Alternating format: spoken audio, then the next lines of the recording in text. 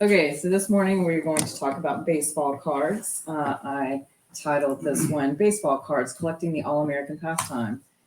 So we're going to talk a little bit about the early history of baseball and baseball cards. In the period just before and after the Civil War, both the sport of baseball and photography were becoming very popular in American society. The first form of baseball card, which is arguably not a true baseball card, were the team photographs that were printed in cabinet card or carte de visite format, which is what you see printed there. True baseball cards began to be produced by a company called Peck & Snyder from 1868 to 1870. The fronts of the cards featured a team photo with advertising cartoon image advertising the Peck & Snyder sporting goods store. The 1869 set featured America's first professional baseball team, the Cincinnati Red Stockings, and was produced in 2 different sizes. These early cards by Peck & Snyder were still not technically what collectors consider to be true baseball cards.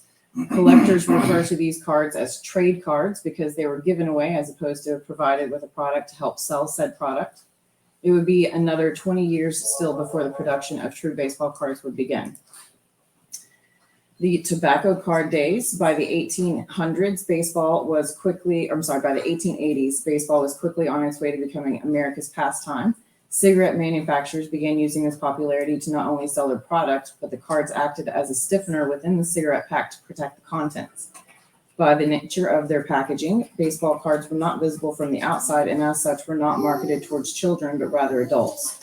Early tobacco cards varied in design and format with a typical size measuring roughly 2 5/8 inch by 1 1/2 inch, or 1.5 inch. Let's see. In 1886, Goodwin Tobacco, owner of Old Judge and Gypsy Queen cigarettes, created what has become known as the first official baseball card set, known as the N167 Set. The set features only 12 players from the New York Giants, and not surprising, given Goodwin's New York location.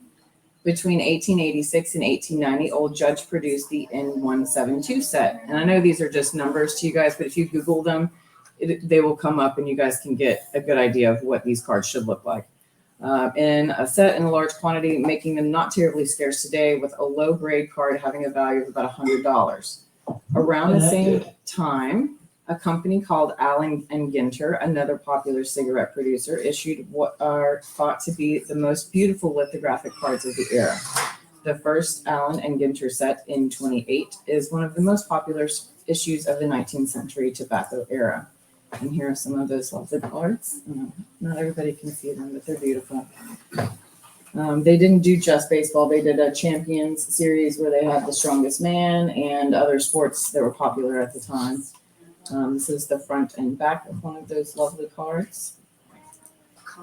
So from 1909 to 1915 is considered the golden age of baseball cards. Following the lull in production of baseball cards that followed the joining and dissolution of the Tobacco Trust in 1890 to 1909, tobacco companies once again ramped up production in what is known to collectors as the golden age of baseball cards. The landmark set of this era is the coveted T206 set issued from 1909 to 1911, often referred to as the white border set. Each back featured an advertisement from one of the 15 brands under the American Tobacco umbrella, giving collectors over 6,000 front-to-back variations of this set. The Honus Wagner card from the set is the most recognizable by collectors and laymen alike, and is referred to as the Mona Lisa of baseball cards in the industry. Wagner was removed from the lineup for debatable reasons, making this card particularly scarce.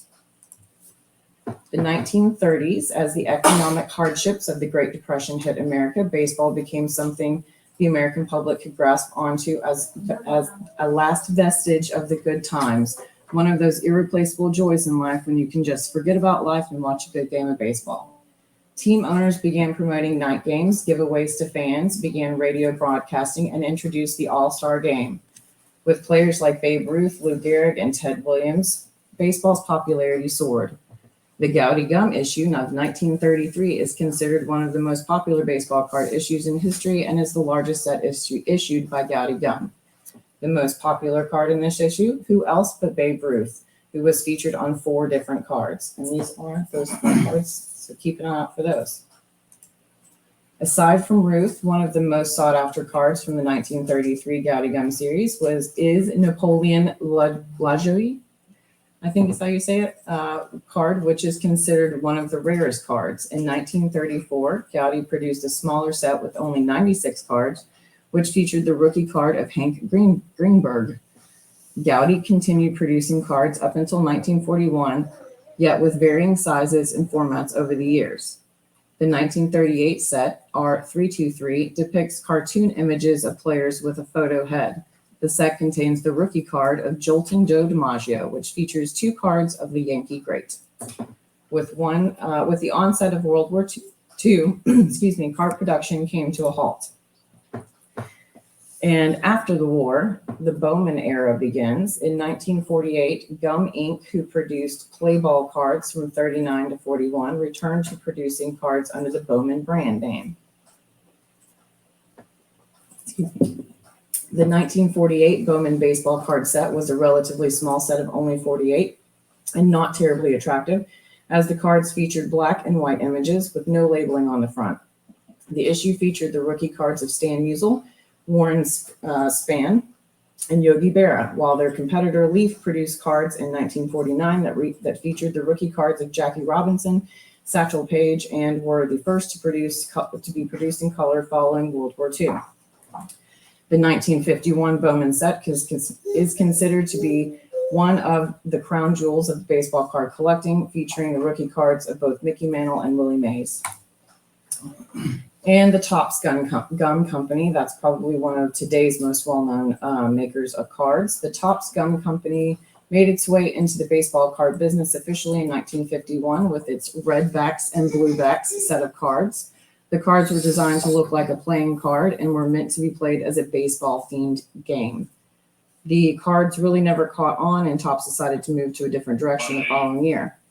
Late in 51, a young Topps employee named Cy Berger designed the 1952 Topps baseball card set in his Brooklyn apartment using cardboard and scissors.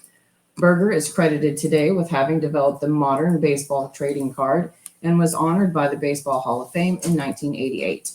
Topps remained the leading maker and seller of baseball cards through the early 80s when Don Russ and Fleer gave Topps a run for their money. The 1980s, the junk card era. Baseball cards were massively overproduced during this era, making these cards much less valuable. Today, cards are designed with more of a lottery-type feel.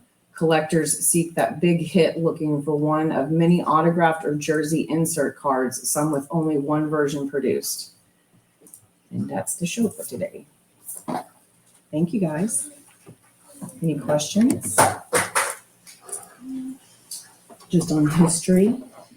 What eras? So you're looking for basically anything that's 1960 and before.